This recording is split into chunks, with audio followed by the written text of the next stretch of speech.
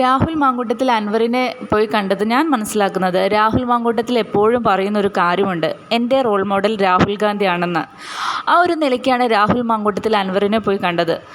വളരെ ക്ലിയറായിട്ട് നമുക്ക് മനസ്സിലാവും. ഈ കഴിഞ്ഞ ലോക്സഭ ഇലക്ഷനിൽ രാഹുൽ ഗാന്ധി എല്ലാവരുടെയും മുന്നിൽ തല കുനിച്ചാണ് നിന്നത്.